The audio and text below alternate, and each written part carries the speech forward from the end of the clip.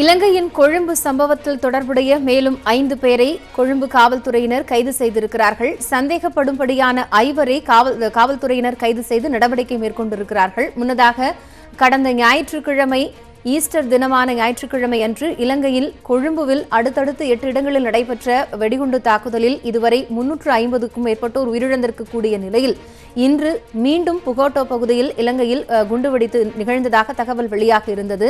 அதில் தொடர்புடைய தொழிலதிபரின் மனைவி உள்ளிட்டோரின் தகவல்கள் கிடைத்திருப்பது அதிர்ச்சிகரமான தகவலாக இருப்பதாகவும் சொல்லப்பட்டிருந்தது.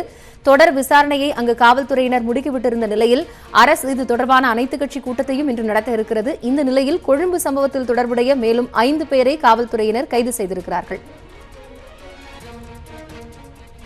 இதுகுறித்த கூடுதல் விவரங்களை வழங்குவதற்காக அங்குள்ள செய்தியாளர் சுஜித் தற்போது நம்மிடையே இணைப்பில் இருக்கிறார். அவரிடம் பேசலாம்.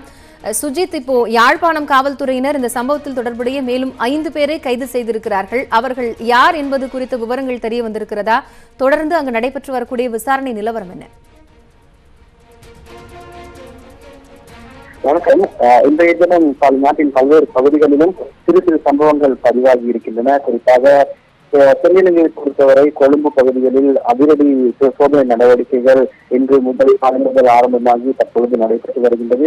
அதே போல கொழும்பின் புறநகர் பகுதிகளிலான ரம்பா மாவட்டம், பூகடை மற்றும் மாவட்ட எல்லை பகுதி போன்ற பதுளை போன்ற பகுதிகளில் அதிரடி சோதனை நடவடிக்கைகள் ஆரம்பிக்கப்பட்டுள்ளன. பொது இடங்களில் தற்பொழுது மக்கள் பதற்றத்தை தணிப்பதற்காக அதிரடிப்படையினர் களத்தில் இறங்கி சோதனைகளில் ஈடுபட்டு வருகிறார்கள். இதுக்கு புறம்பாக யாழ்ப்பாணத்தில் தமிழர்கள் அதிகமாக வாழ்கின்ற யாழ் மாவட்டத்தில் நாவாங்கரி என்ற பகுதியில் இன்று காலை நடத்தப்பட்ட சோதனையின் பொழுது 5 பேர் சந்தேகத்திற்கிடமாக நடமாடிய 5 கைது செய்யப்பட்டிருக்கிறார்கள்.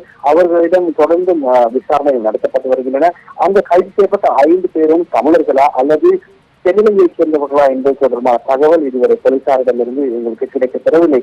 எவ்வாறாயினும் யாழ்ப்பாணம் உள்ள கிழக்கு மாகாணங்களிலும் விசேட அதிரடிப்படையினருடன் இணைந்து போலீசாரும் தற்போது களத்தில் இறங்கி சோதனைகளை நடத்தி வருகிறார்கள்.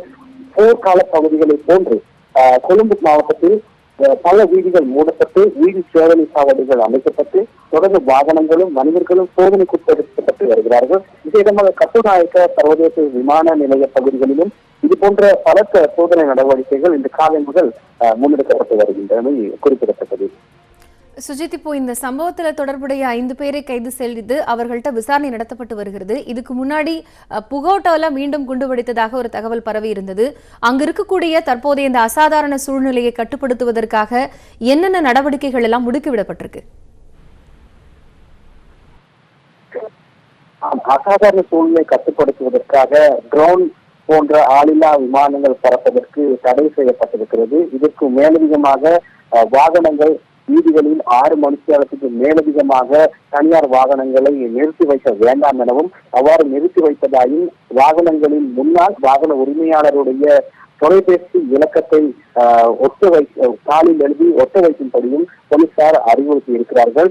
இது தவிர வீடுகளுக்குள் அனாவசியமாக யாராவது வந்தால் அல்லது வாடகைக்கு யாராவது வீடு கேட்டு வந்தால் அவர்களுடைய அடையாள அட்டையை எடுத்து பரிசோதனை செய்த பின் அவர்களை உறுதிப்படுத்திய பின் வீட்டிற்குள் பிரவேசிப்பதற்கான அனுமதியை வழங்குமாறு போலீசார் அறிவுறுத்தியிருக்கிறார்கள்.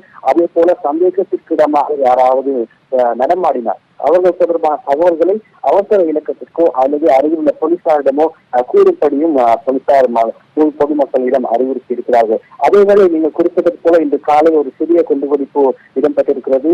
கம்பஹா மாவட்டம், கொழும்பின் புறநகர் பகுதியான கம்பஹா மாவட்டம் பூகொடை என்ற பகுதியில் உள்ள நீதிமன்ற வளாகத்திற்கு பின்னால் உள்ள தனியார் காணி ஒன்றில் இந்த வெடிப்பு சம்பவம் இடம்பெற்றது. பாலடைந்த காணியில் தான் இந்த வெடிப்பு சம்பவம் பதிவாகி இருக்கிறது. எனினும் இந்த சம்பவத்தில் எவருக்கும் எந்தவித சொத்து இழப்புகளோ அல்லது காயமோ உயிரிழப்புகளோ ஏற்படவில்லை என்று போலீசார் தெரிவித்திருக்கிறார்கள். தற்பொழுது அரச பகுப்பாய்வு அதிகாரிகளும் அங்கு விஜயம் செய்திருக்கிறார்கள். விசேட அதிரடிப்படையினரும் போலீசாரும் முப்படையினரும் இணைந்து அந்த பகுதியில் தற்பொழுது பலத்த பாதுகாப்பை மேற்கொண்டு வருகின்றனர். சுஜித், இந்த நேரத்தில் இன்னைக்கு அனைத்து கட்சி கூட்டம் கூடப்பட இருக்கிறது. அதனுடைய முக்கியத்துவம் என்ன? எத்தனை சரியாக எப்போது அது கூடப்படும்? அப்போ என்னென்ன விஷயங்கள் எல்லாம் விவாதிக்கப்பட இருக்கிறது?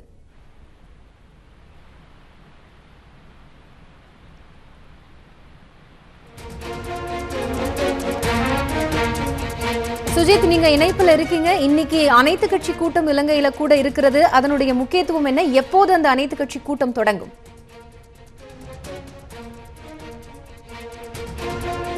ஜனாதிபதி மைத்ரிபால சிறிசேன தலைமையில் அனைத்து கட்சிகளின் பிரதிநிதித்துவம் கொண்ட சர்வகட்சி மாநாடு நடைபெற இருக்கிறது.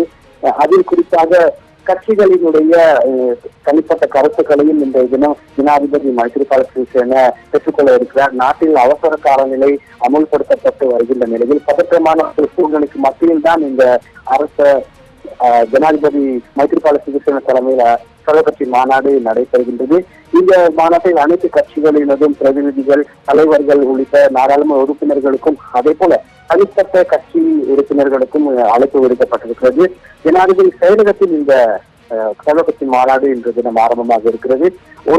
சுமார் 1.5 மணி நேரம் வரை இந்த நடைபெற இருக்கிறதாக அறிவிக்கிறது.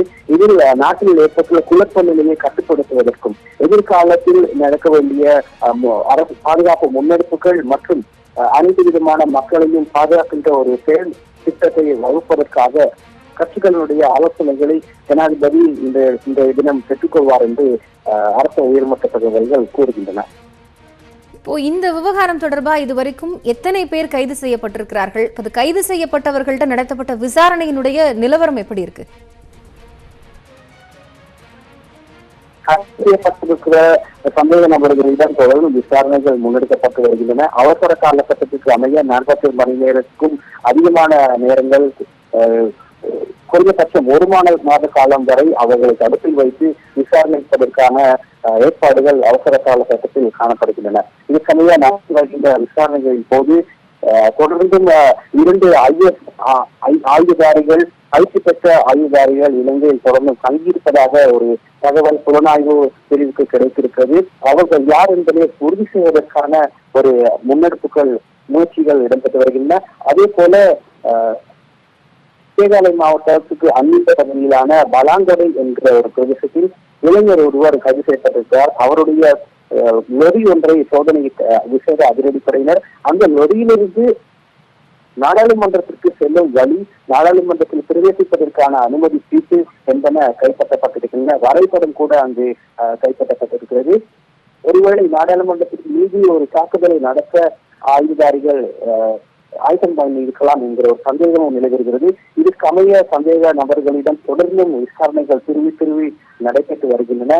இதுவரை புதிதான ஒரு தகவல் இதுவரைக்கும் வெளியிடப்படவில்லை. அந்த 2 IS ஆயுததாரிகள் சம்பந்தமான தகவல் தான் வெளியாகி இருக்கிறது. தொடர்ந்தும் தேசிய புலனாய்வு அதிகாரிகள் கொழும்பு உட்பட பல்வேறு பகுதிகளில் 24 மணி நேர சோதனைகளிலும் ஈடுபட்டு வருகின்றன என்று நான் சுட்டிக்காட்ட விரும்புகிறேன்.